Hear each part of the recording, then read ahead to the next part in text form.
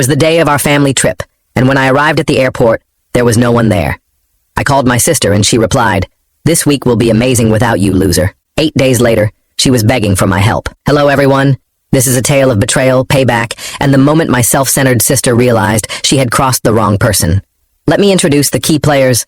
I'm Alex, a single father to my wonderful 10-year-old son, Liam. Liam has cerebral palsy, which means he uses a wheelchair and needs extra care. Despite his challenges, he's the happiest and brightest kid I know. Then there's my sister, Lily. Lily is the kind of person who always gets her way, whether she deserves it or not. She grew up spoiled, adored, and never faced consequences for her actions. She has 2 daughters, whom she calls her perfect angels, and she believes the world should revolve around them. The last time we spoke before this mess, she called my son a burden. It happened during our family's Christmas gathering. Liam received more gifts than her daughters, not because he asked for them, but because our relatives wanted to make him happy. Lily couldn't handle it. During dinner, she started complaining about how unfair it was, how my son was getting special treatment, and how her daughters deserved more. Then, in front of everyone, she looked me straight in the eye and said, "Maybe if he wasn't such a burden, people wouldn't feel so guilty." That was it for me. I cut her off completely. We didn't speak for 4 months. The only reason I didn't go entirely no contact was because I was still supporting our parents financially, and some of that money indirectly helped her. Even after everything, I didn't want my nieces to suffer because of their mother's behavior. Out of nowhere, Lily called me. She apologized, admitting she had been awful and wanted to make things right. As a peace offering, she said she had booked a family vacation and had already paid for my ticket. She told our parents, her husband, and everyone else that this was her grand gesture to fix things. I was skeptical, but I wanted to believe she had changed. Liam was thrilled. He was too young to fully grasp what she had done before, but he knew she was family, and that meant something to him. I told myself that maybe, just maybe, she had grown up. So on the day of the trip, I went through the exhausting process of getting Liam ready, packing everything he needed, and heading to the airport. Transporting him was the hardest part. He can't walk, and while I'm used to handling his wheelchair, airports are a nightmare. Crowds, security, baggage, it's overwhelming, but I kept telling myself it would be worth it. We arrived at the airport and looked around. No Lily, no family, no calls, no texts. My heart sank. I tried calling her. No answer. I called again, straight to voicemail. Then I got a text. "This week will be perfect without you, loser." Followed by another. "I'll pay for the cab with the money you once sent me." Haha. I stood there, gripping my phone, my blood boiling. Liam saw my face and asked, "She tricked us, didn't she?" I didn't know what to say. I was furious, but more than that, I was heartbroken. Not for myself, but for Liam. He had been so excited, and now he was devastated. We took a cab home, and he sat there the whole way, arms crossed, fuming. "I hate Aunt Lily," he finally said. And honestly, I didn't blame him. But I wasn't going to let her get away with this.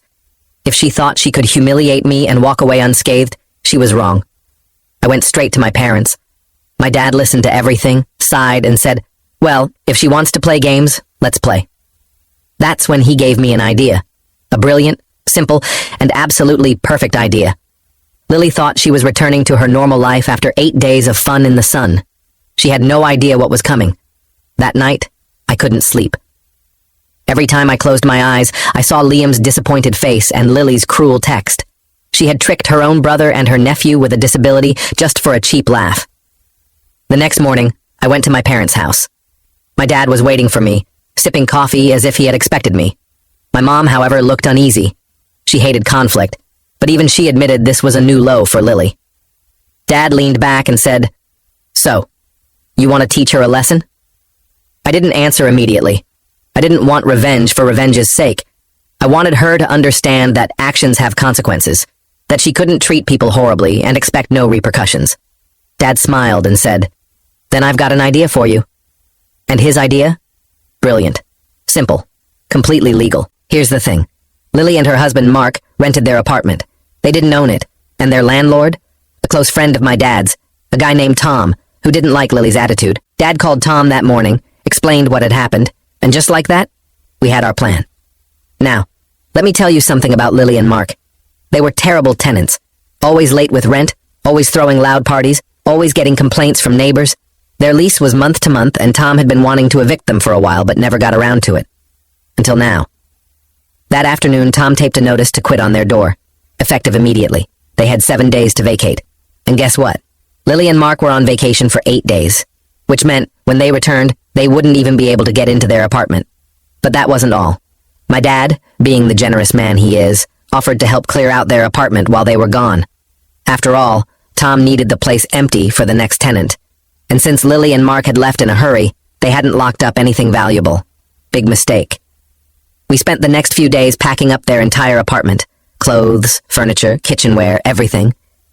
We boxed it all up, rented a storage unit in Mark's name, thanks to my dad having his details from a past favor, and moved everything there. We even paid for the first month. By the end, their apartment was spotless, empty, ready for new tenants. Lily had no CL Liam, by the way, loved it. He wasn't usually one for petty revenge, but even he said, "I hope Aunt Lily cries." I hoped so too. Now all we had to do was wait. 7 days passed, 1 to go. The night before Lily was due back, I sat in my living room, sipping a drink, knowing that in 24 hours, my sister's life was about to implode. This wasn't just about payback, it was about teaching her a lesson she'd never forget. Liam was still upset about what had happened, but when I told him Aunt Lily was going to get a surprise of her own, he smiled. "She deserves it," he said. And for once, I didn't feel the need to tell him to be the bigger person. The next morning, Tom called me. "Hey, you want to be here when she gets back?" I grinned. I wouldn't miss it for the world. Lily and Mark's flight landed around 11 a.m. I imagined them stepping off the plane, relaxed and sunburned, thinking they were heading home to unwind. Instead, they arrived at their now former apartment to find a notice of termination on the door. Their key didn't work. No way in. And all their belongings? Gone. It took less than 3 minutes for my phone to blow up. I let it ring. Then she called my parents. No one answered. 15 minutes later, I got a text. "What the hell did you do?" I smiled and replied, "This week will be perfect without you, loser." She called back immediately. This time, I answered. Before she could scream, I said, "You left me and Liam at the airport. Now you know how it feels." She went berserk, yelling, cursing, threatening to call the police. "You stole my stuff," she screamed. I calmly replied, "No. Everything is in a storage unit in Mark's name, paid for the first month. Here's the address." Then I hung up. I wish I could have seen her face. It took them 4 hours to get a locksmith, realize they were truly evicted, and drag themselves to the storage unit. That evening, Lily showed up at my door. I didn't even have to open it to hear her scream, "You ruined my life! You had no right! Mom and Dad are furious with you!" I texted my mom, "Are you mad at me?" Mom replied, "No. Your dad and I are watching TV." I opened the door.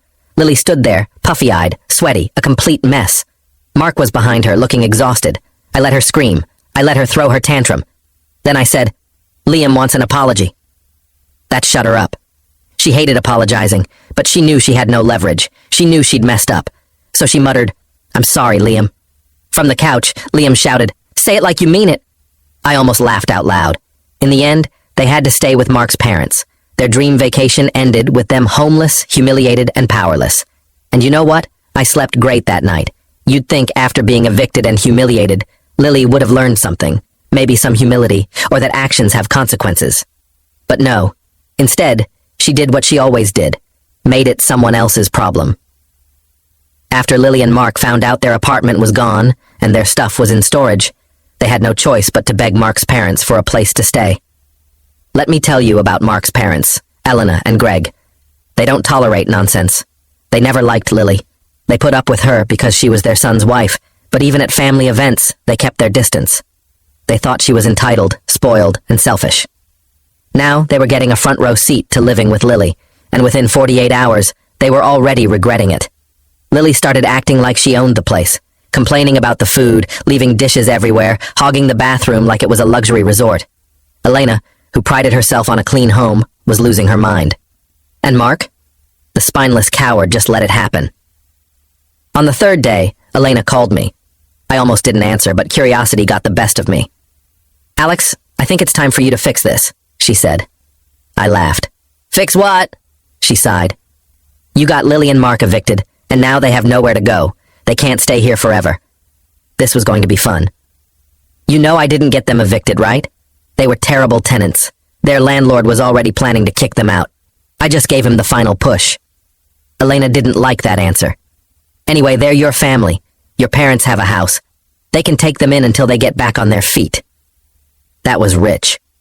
Elena, they already said no to Lily. Silence. She wasn't expecting that. Then she snapped, "You're being unfair." I couldn't help but laugh. Unfair? Unfair is tricking your nephew with a disability into going to the airport for a fake vacation just to humiliate me. That's unfair. If you're so concerned about fairness, maybe talk to your daughter-in-law. She hung up. Less than 5 hours later, Lily called me. "Alex, we need help." I put her on speaker so Liam could hear. "Oh, now you need help?" She ignored my sarcasm. "Greg and Elena won't let us stay much longer. Mom and Dad won't help. We're out of options." I shrugged. "Sounds like a you problem." "Alex, please, we have nowhere to go." "Maybe next time don't burn every bridge you have," I replied. She got desperate. "You're seriously going to let your nieces be homeless?" The nerve. "Funny," I said. "You weren't worried about my son when you left him at the airport. But now that it's your kids, suddenly it's a problem." Silence. She tried crying. Didn't work. She tried guilt. Didn't work. Finally, she snapped. "You're enjoying this, aren't you?" I thought for a second. "Yep." Then I delivered the final blow. "You know, I actually considered letting you stay with me, but Liam said no." The sound she made was pure rage, and just like that, the conversation was over. Now, they were officially out of options. Elena and Greg had had enough. My parents refused to help. And me? I slept like a baby. I thought that was the end of it. Lily had burned every bridge, and Mark's parents were ready to kick her out. My parents stood firm, and I was happy to let them deal with it. But Lily? She wasn't done yet. The next morning, I woke up to loud banging on my door at 6:30 a.m. Liam was still asleep, so I quietly got up and looked through the peephole. It was Mark, alone, sweating, looking miserable. I opened the door just enough to talk. "What the hell are you doing here?" Mark exhaled like he'd run a marathon. "Alex, listen. I need your help. It's about Lily." I hadn't expected this. I stepped outside, closing the door so Liam wouldn't wake up. "What's going on?" Mark ran a hand through his hair, looking more stressed than ever. "She lost it last night, screamed at my parents, said they were disgusting for not helping family. My mom told her to pack her things and leave in the morning." I raised an eyebrow. "Okay, and Lily?" He sighed. "Called the police." I almost choked. "She did what?" Mark nodded. "She told them my parents were abandoning their grandkids and making them homeless." Holy hell. "Let me guess," I said. "It didn't go the way she expected?" "Not even close." When the police arrived, Elena and Greg had proof they hadn't evicted them. They'd simply ask them to leave. They even had messages offering to pay for a hotel. The cops took one look and told Lily, "This isn't our problem." Now Lily had officially ruined things with Mark's parents. Elena told them to leave immediately. "So where is Lily now?" I asked. Mark shifted uncomfortably. "She's still there, but my parents said she can't stay past today. And Alex," I knew what was coming, "she wants me to beg you to let us stay." I laughed so hard I had to sit down. "You're joking." Mark looked even more uncomfortable. "She thinks if I ask, you'll consider it." I shook my head, still laughing. "Mark, you're an idiot, but I don't think you're as bad as Lily. So let me ask you this. Do you even want to be in this situation anymore?" Mark looked away. "I don't know, man." Then it hit me. Mark wasn't just here to beg for Lily. He was thinking about leaving her. I took a deep breath. "Mark, I'll make you a deal. You get Lily out of my life, permanently. You leave her, take your kids, and go. In exchange, I'll help you find a place to stay. Just you.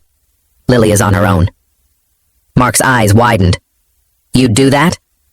"I would," I said, "but only if you're serious." He hesitated. I could see the wheels turning.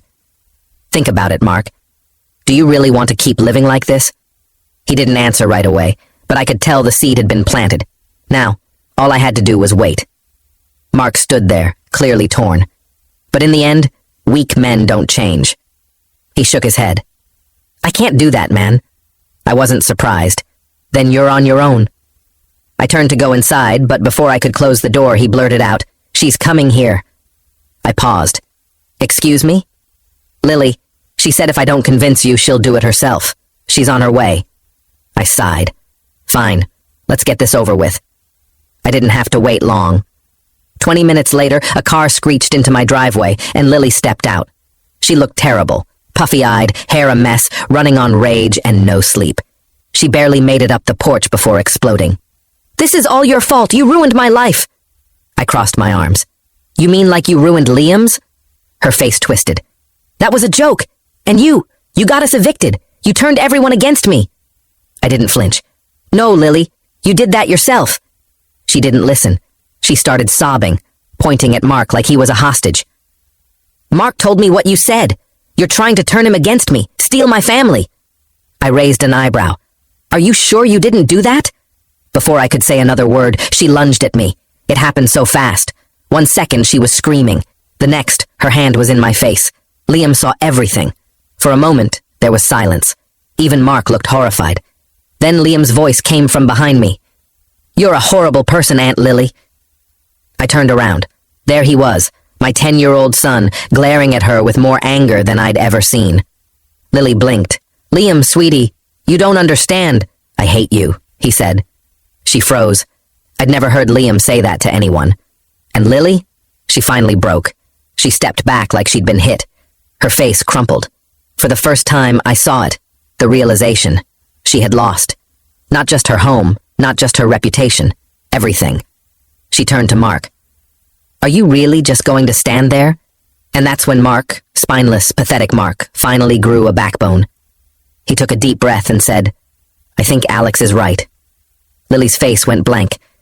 "I can't do this anymore, Lily. I just can't. You don't care about anyone but yourself." She opened her mouth, but nothing came out. "You can stay with my parents if they'll have you," he said. "But me and the girls, we're done." Lily stood there, silent. No screaming, no fighting. Just defeat. Then she turned and walked away. No words, no drama. Just the slowest, most broken walk of her life. Mark meant it. He took his daughters, moved out, and filed for divorce 2 weeks later. My dad helped him find an apartment, and true to my word, I helped him settle in. Lily? She tried to crawl back to our parents, but they refused. She ended up couch surfing with friends, realizing no one wanted her around. She went from vacationing in paradise to losing everything. And me, Liam and I, we were better than ever. For the first time in years, Lily was finally out of our lives. It's been months now, and life has been peaceful. No Lily, no drama. Just me and Liam enjoying life without her toxicity. Mark got full custody of the girls because Lily had no stable home. Last I heard, she was still blaming everyone but herself. Then, at the grocery store, I saw her. Lily. She was near the checkout, screaming at someone. And not just anyone. It was Tom, the landlord who had evicted them. I froze. What was this? Then I heard her clearly. "You said you were going to help me." My brain short-circuited. Lily and Tom? No way. But before I could process it, Tom saw me, panicked, and bolted out the door. Lily turned, saw me, and ran too. I stood there, stunned. I called my dad. "Did you know Lily and Tom were involved?" The silence told me he didn't. "What?" he finally yelled. I explained everything. My dad started laughing. "Oh, son," he said. "Now we know how she avoided eviction for so long." It all made sense. Lily had been involved with Tom. That's why she'd gotten away with late rent and loud parties. She thought she could charm her way out of trouble. But when it all fell apart, she got evicted anyway. And now? Looks like Tom had dumped her too. Judging by their screaming match, it wasn't pretty. If you enjoyed this story and felt the emotions behind it, don't forget to give it a like, share it with others, and subscribe to the channel for more real-life experiences and heartfelt stories. Your support means the world, and it helps us bring more content like this to you. Thank you for watching, and I'll see you in the next video.